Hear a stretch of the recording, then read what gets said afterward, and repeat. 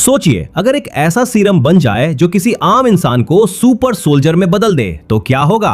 लेकिन हर ताकत की एक कीमत होती है और इस बार इसकी कीमत एक मासूम को अपनी पूरी जिंदगी देकर चुकानी पड़ती है। तो आइए जानते हैं फिल्म अल्फा की कहानी। कहानी की शुरुआत होती है कारगिल युद्ध खत्म होने के ठीक एक दिन बाद। जीत तो मिल गई, लेकिन हर तरफ उन जवानों की शहादत का गम छाया हुआ है जिन्होंने देश के लिए अपनी जान कुर्बान कर दी।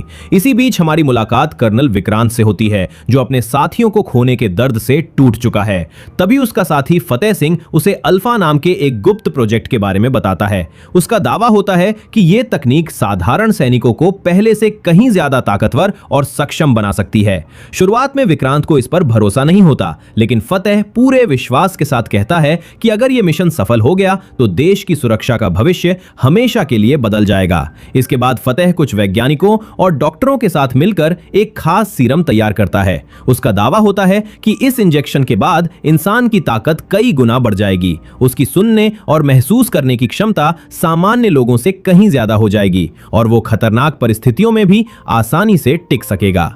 सेना के बड़े अधिकारियों के सामने इसका प्रदर्शन किया जाता है। शुरुआत में सभी लोग इसे शक की नजर से देखते हैं, क्योंकि इतना बड़ा फैसला लेना आसान नहीं था। लेकिन जब वे अपनी आंखों से इसके नतीजे देखते हैं तो हैरान रह जाते हैं।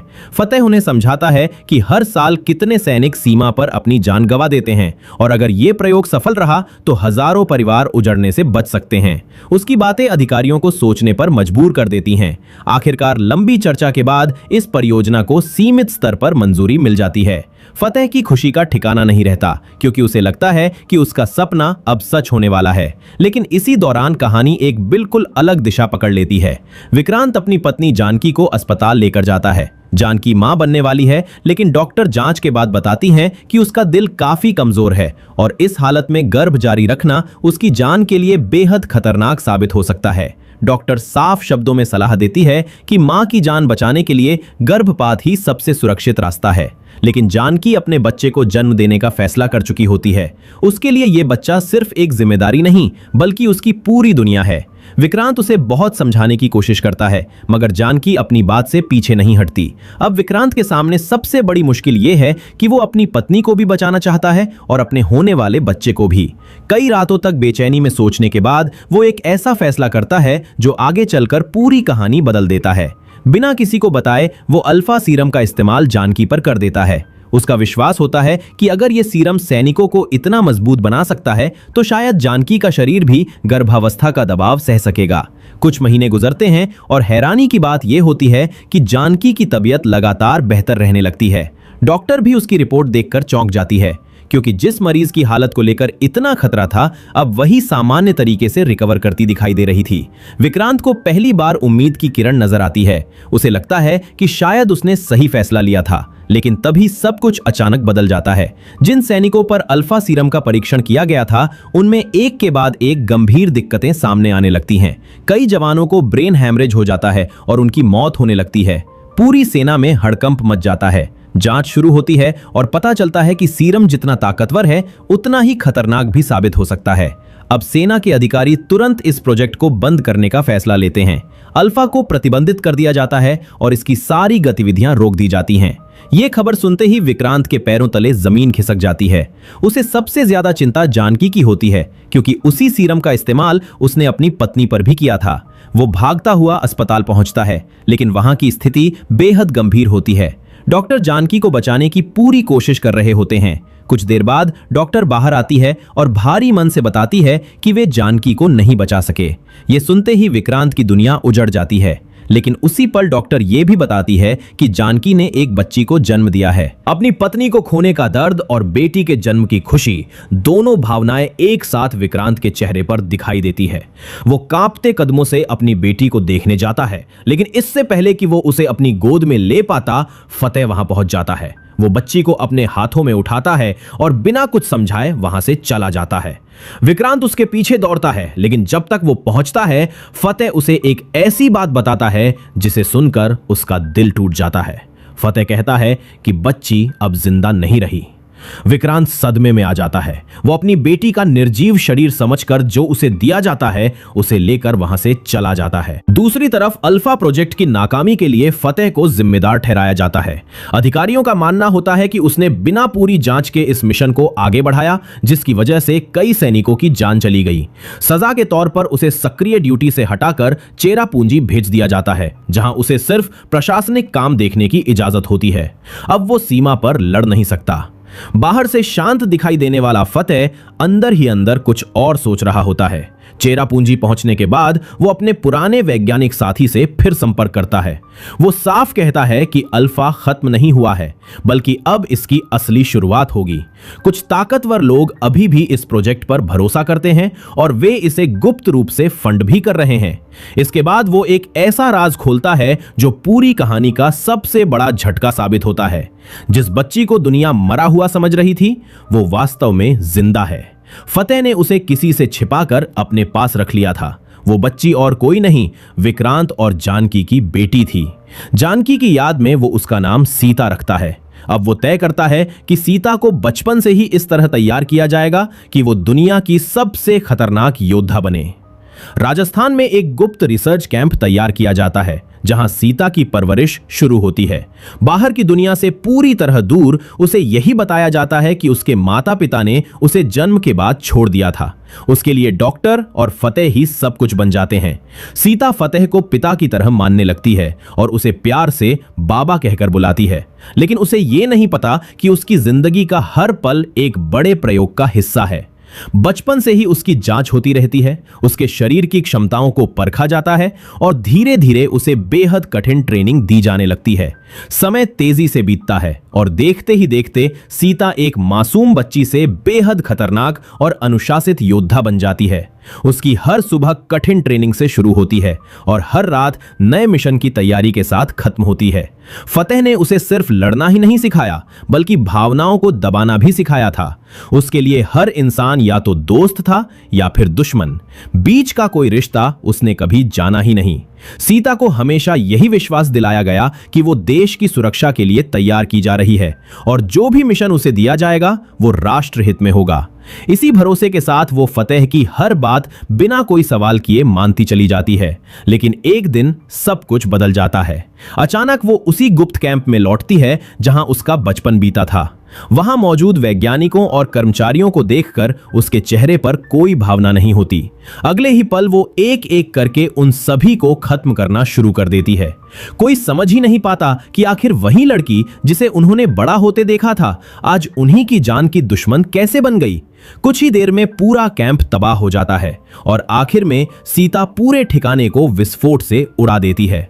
जाते जाते वो सिर्फ एक बात कहती है कि अभी उसका असली हिसाब बाकी है और सबसे आखिर में वो फतेह को मारेगी। लेकिन उससे पहले उसे एक ऐसे इंसान से मिलना है जिसका नाम है विक्रांत। दूसरी तरफ अब कई साल बीत चुके हैं और विक्रांत देश की खुफिया एजेंसी रॉ का प्रमुख बन चुका है। तभी उसे खबर मिलती है कि अलग अलग विभागों से जुड़े कई वरिष्ठ अधिकारी रहस्यमयी तरीके से मारे जा चुके हैं। जब वो उनकी तस्वीरें देखता है तो उसके चेहरे का रंग उड़ जाता है, क्योंकि ये वही लोग थे जिन्होंने कभी अल्फा प्रोजेक्ट को मंजूरी दी थी। विक्रांत तुरंत समझ जाता है कि ये कोई साधारण बदला नहीं है और कहीं ना कहीं इसका संबंध फतेह से जरूर है। सच्चाई जानने के लिए वो सीधे चेरापूंजी पहुंचता है और फतेह से सवाल करता है कि आखिर वो ये सब क्यों कर रहा है। लेकिन फतेह शांत रहता है। वो कहता है कि उसने किसी को नहीं मारा। इसके बाद वो सीता की रिकॉर्डिंग दिखाता है जिसमें साफ दिखाई देता है कि सारे हमले उसी ने किए हैं। ये देखकर विक्रांत दंग रह जाता है। तभी फतेह उसकी जिंदगी का सबसे बड़ा राज खोल लेता है। वो बताता है कि सीता कोई और नहीं बल्कि उसी की बेटी है, जिसे उसने सालों पहले अपने पास छिपा कर रखा था। ये सुनते ही विक्रांत का गुस्सा फूट पड़ता है। उसे एहसास होता है कि इतने वर्षों तक वो अपनी बेटी को मृत समझता रहा, जबकि उसकी परवरिश एक खतरनाक प्रयोग की तरह की जा रही थी। फतेह बिना किसी पछतावे के कहता है कि उसने सीता को दुनिया का सबसे ताकतवर सैनिक बनाया है, लेकिन अब वही लड़की उसके खिलाफ हो गई है। वो विक्रांत से कहता है कि अगर वो सच में एक जिम्मेदार अधिकारी और पिता है तो अपनी बेटी को रोके, वरना वो सब कुछ खत्म कर देगी। उधर सीता भी लगातार विक्रांत की गतिविधियों पर नजर रख रही होती है। जांच करते हुए उसे पता चलता है कि विक्रांत समय समय पर स्पेन जाता रहता है। वो इंतजार करने लगती है कि कब वो भारत लौटे ताकि आमने सामने बात हो सके। इसी दौरान कहानी में एक और बड़ा मोड़ आता है। असल में जानकी ने एक नहीं बल्कि जुड़वा बेटियों को जन्म दिया था। पहली थी सीता और दूसरी दुर्गा। जब अस्पताल में डॉक्टर ने फतेह की बातें सुनी थी कि ये बच्ची अब उसके मिशन का हिस्सा बनेगी, तब उसने दूसरी बच्ची को छिपाकर बचा लिया था। उसी दिन से दुर्गा को सुरक्षित रखने के लिए विदेश भेज दिया गया, जहां उसकी परवरिश सामान्य जिंदगी की तरह हुई। स्पेन में रहने वाली दुर्गा को अब तक अपने अतीत के बारे में कुछ भी पता नहीं था। आखिरकार विक्रांत उससे मिलता है और वर्षों से छिपी पूरी सच्चाई बता देता है। पहले तो दुर्गा को यकीन ही नहीं होता कि उसकी एक जुड़वा बहन भी है, लेकिन जब उसे सबूत मिलते हैं तो उसकी आंखें भर आती हैं। उसे एहसास होता है कि अगर उस दिन डॉक्टर उसे ना बचाती तो शायद उसकी जिंदगी भी सीता जैसी होती। अब विक्रांत उससे कहता है कि उन्हें मिलकर सीता को वापस लाना होगा, क्योंकि वो अपराधी नहीं बल्कि परिस्थितियों की शिकार है। दुर्गा बिना देर किए अपने पिता का साथ देने का फैसला करती है। दूसरी ओर सीता को खबर मिलती है कि विक्रांत भारत लौट रहा है और श्रीनगर जाएगा। वो उससे पहले उसके घर पहुंच जाती है। घर में घुसकर वो हर चीज को गौर से देखती है, मानो पहली बार अपने अतीत को महसूस कर रही हो। तभी बाहर एक गाड़ी रुकती है और अंदर दुर्गा आती है। दोनों की असाधारण सुनने की क्षमता तुरंत उन्हें एक दूसरे की मौजूदगी का एहसास करा देती है। कुछ ही सेकंड में दोनों आमने सामने होती हैं और जबरदस्त लड़ाई शुरू हो जाती है। दोनों की ताकत और रफ्तार लगभग बराबर होती है। लड़ाई के दौरान सीता अपना चेहरा छिपाने वाला मास्क हटाती है और दुर्गा उसे देखकर ठिठक जाती है। वो महसूस करती है कि यही उसकी खोई हुई बहन है। दुर्गा उसे रोककर बात करना चाहती है, लेकिन सीता किसी की बात सुनने को तैयार नहीं होती। वो हमला जारी रखती है।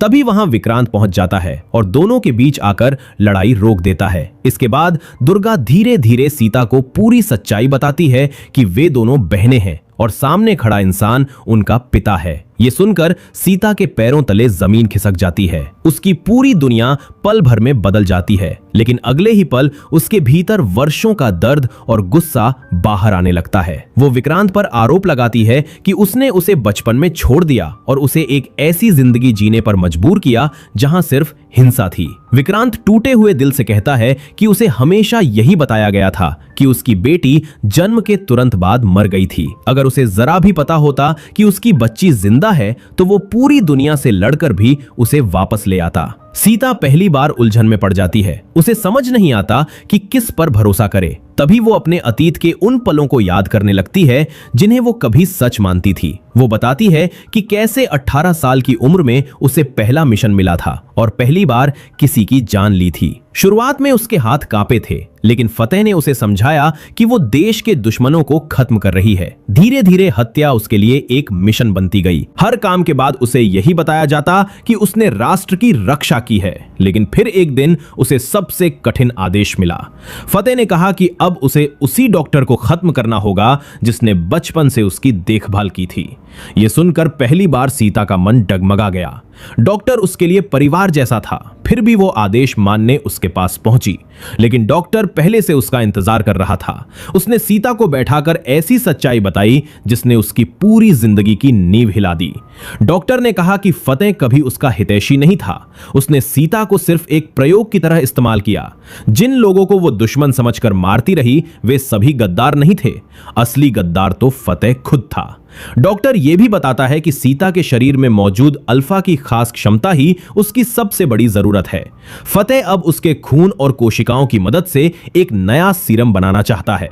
अगर यह प्रयोग हुआ तो सीता हमेशा के लिए अपाहिज भी हो सकती है या अपनी जान गंवा सकती है।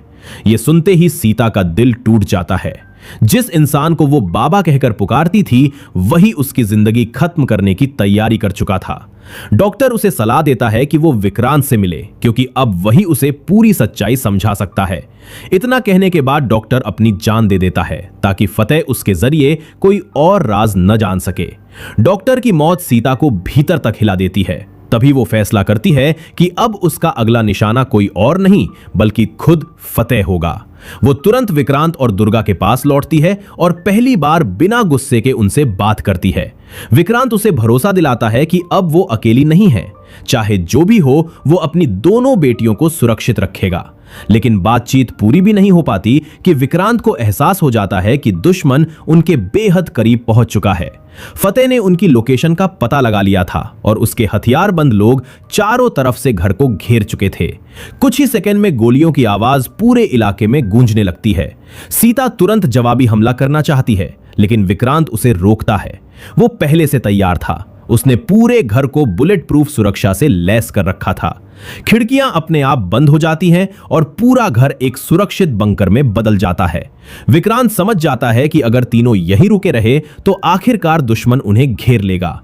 इसलिए वो एक गुप्त रास्ता खोलता है और सीता व दुर्गा को आदेश देता है कि वे तुरंत वहां से निकलकर लद्दाख के एक सुरक्षित ठिकाने पर पहुंचें।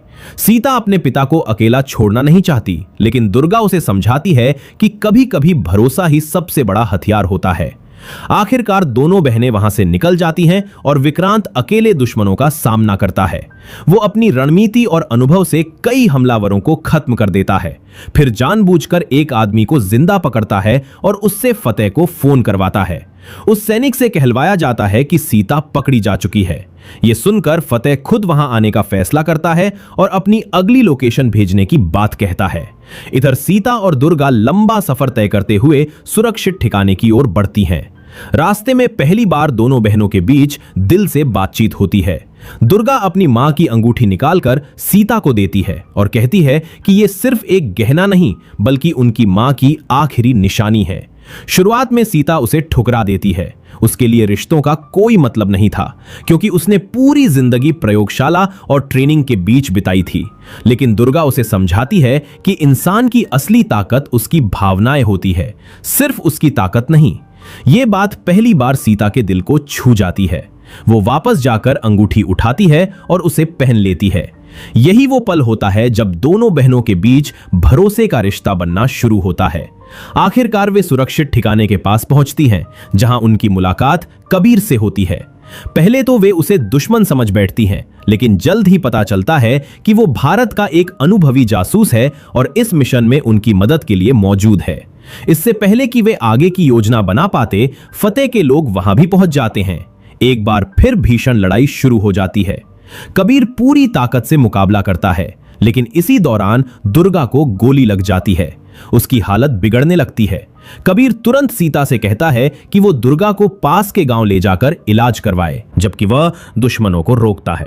मजबूर होकर सीता अपनी बहन को लेकर वहां से निकल जाती है। गांव में डॉक्टर दुर्गा का इलाज शुरू करते हैं। कभी सीता के फोन पर फतेह का कॉल आता है। वह कहता है कि अगर वह अपने पिता को जिंदा देखना चाहती है तो अकेले उसके पास आए। सीता समझ जाती है कि यह जाल है, लेकिन उसके पास कोई दूसरा रास्ता नहीं था। दुर्गा उसके साथ चलना चाहती है, मगर सीता उसे आराम करने के लिए कहती है और अकेली निकल पड़ती है। जैसे ही वह फतेह के अड्डे में पहुंचती है, उसका पैर एक लैंडमाइन पर पड़ जाता है। अब वह एक कदम भी हिल नहीं सकती थी। सामने विक्रांत बंधा हुआ था और उसके शरीर पर भी विस्फोटक लगाए गए थे। फतेह मुस्कुराते हुए सामने आता है और कहता है कि उसका अल्फा मिशन किसी भी कीमत पर पूरा होकर रहेगा, लेकिन सीता साफ मना कर देती है। वह कहती है कि अब वह कभी उसका हथियार नहीं बनेगी। तभी फतेह अपनी सबसे बड़ी सच्चाई बताता है। वह स्वीकार करता है कि वह भारतीय नहीं बल्कि पाकिस्तान का एजेंट है। कई साल पहले वह सीमा पार करके भारत आया, एक परिवार की पहचान चुराई, नकली दस्तावेज बनवाए और भारतीय सेना में भर्ती हो गया। वहां से मिली हर गोपनीय जानकारी वह पाकिस्तान तक पहुंचाता रहा। कारगिल युद्ध में पाकिस्तान को हुए भारी नुकसान के बाद उसने अल्फा प्रोजेक्ट शुरू किया, ताकि भविष्य में अपने देश के लिए अजय सैनिक तैयार कर सके। अब तक जो लोग उसे फंड दे रहे थे वे भी पाकिस्तान से जुड़े थे। विक्रांत यह सच सुनकर स्तब्ध रह जाता है। इतने सालों तक जिस इंसान पर उसने भरोसा किया वही देश का सबसे बड़ा गद्दार निकला। तभी फतेह एक और झटका देता है। उसे अब दुर्गा के बारे में भी पता चल चुका था। सुरक्षित ठिकाने पर हुए हमले के दौरान उसके लोगों ने सब रिकॉर्ड कर लिया था। उसी जानकारी के आधार पर दुर्गा का अपहरण कर लिया गया था। अब उसका नया लक्ष्य सीता नहीं बल्कि दुर्गा थी। ये सुनते ही सीता और विक्रांत बेचैन हो उठते हैं, लेकिन वे दोनों बंधे हुए थे और कुछ नहीं कर सकते थे। फतेह उन्हें मरने के लिए वहीं छोड़कर अपनी टीम के साथ सीमा की ओर निकल जाता है। कुछ देर बाद विक्रांत अपनी सूझबूझ से खुद को और सीता को आजाद कर लेता है। दोनों बिना समय गवाए फतेह के पीछे निकल पड़ते हैं। उधर सीमा के पास मौजूद कुछ सैनिकों को भी फतेह की गतिविधियों पर शक होने लगता है। इतने सारे हथियार और संदिग्ध लोगों को देखकर वे सवाल पूछते हैं। जवाब देने की बजाय फतेह अपने लोगों से उन्हें बंदी बना देता है। वह दुर्गा से झूठ बोलता है कि विक्रांत और सीता अब जिंदा नहीं रहे। दुर्गा टूट जाती है, लेकिन उम्मीद पूरी तरह नहीं छोड़ती। तभी अचानक वहां गोलियों की आवाज गूंजती है। विक्रांत और सीता समय रहते वहां पहुंच चुके थे। दोनों दुश्मनों से लड़ते हुए आगे बढ़ते हैं। लड़ाई के दौरान विक्रांत घायल हो जाता है, लेकिन वह सीता से कहता है कि मिशन नहीं रुकना चाहिए। सीता अकेले लड़ाई जारी रखती है। कुछ ही देर में उसकी गोलियां खत्म हो जाती हैं। तभी दुर्गा मौका देखकर खुद को आजाद करती है और बंद किए गए भारतीय सैनिकों को भी बाहर निकाल देती है। अब पूरा माहौल बदल जाता है। भारतीय सैनिक, कबीर, दुर्गा और सीता मिलकर फतेह के लोगों पर टूट पड़ते हैं। आखिरकार मैदान में सिर्फ फतेह और सीता आमने सामने रह जाते हैं। दोनों के बीच जबरदस्त हाथापाई होती है। फतेह का अनुभव और सीता की रफ्तार टक्कर की होती है। कई बार लगता है कि सीता हार जाएगी, लेकिन इस बार उसके पास सिर्फ ताकत नहीं, बल्कि अपने परिवार की याद और सच का साथ भी था। लंबी लड़ाई के बाद वह फतेह को गंभीर रूप से घायल कर देती है। तभी विक्रांत भी वहां पहुंच जाता है। फतेह व्यंग करते हुए कहता है कि विक्रांत उसे मार नहीं सकता, क्योंकि कानून उसे गिरफ्तार करने की इजाजत देता है, गोली मारने की नहीं। विक्रांत शांत स्वर में जवाब देता है कि वह सही कह रहा है। अगर वह गोली चलाएगा तो कई सवाल उठेंगे, लेकिन सीता पर कोई ऐसा बंधन नहीं है। ये कहते हुए वो अपनी पिस्तौल सीता की ओर बढ़ा देता है। सीता कुछ पल फतेह की ओर देखती है। उसके सामने अपने बचपन की हर तकलीफ, हर झूठ और हर धोखा घूम जाता है। फिर वह बिना हिचकिचाए ट्रिगर दबा देती है। फतेह की कहानी वहीं खत्म हो जाती है। कुछ समय बाद हालात सामान्य होने लगते हैं। विक्रांत अपनी दोनों बेटियों के साथ नई शुरुआत करता है। वह उनसे कहता है कि अब फैसला पूरी तरह उनका होगा। वे चाहें तो सामान्य जिंदगी जी सकती हैं या फिर देश की सेवा के लिए खुफिया एजेंसी का हिस्सा बन सकती हैं। इस बार फैसला किसी और का नहीं, बल्कि उनका अपना होगा। सीता पहली बार आजाद महसूस करती है और दुर्गा मुस्कुराते हुए अपने पिता की ओर देखती है। दोनों बहनें देश के लिए काम करने का फैसला करती हैं, लेकिन इस बार किसी प्रयोग का हिस्सा बनकर नहीं, बल्कि अपनी इच्छा से। इसी उम्मीद के साथ कहानी खत्म होती है कि असली ताकत सिर्फ शरीर में नहीं, बल्कि सही फैसले लेने की हिम्मत और अपने लोगों के साथ खड़े रहने में होती है। तो दोस्तों, अगर आपको ये मूवी एक्सप्लेनेशन पसंद आया हो तो वीडियो को लाइक करें और ऐसे ही शानदार मूवी एक्सप्लेनेशंस देखने के लिए चैनल को सब्सक्राइब करना बिल्कुल मत भूलिए। तो चलिए मिलते हैं नेक्स्ट वीडियो में। तब तक के लिए जय हिंद, गुड बाय।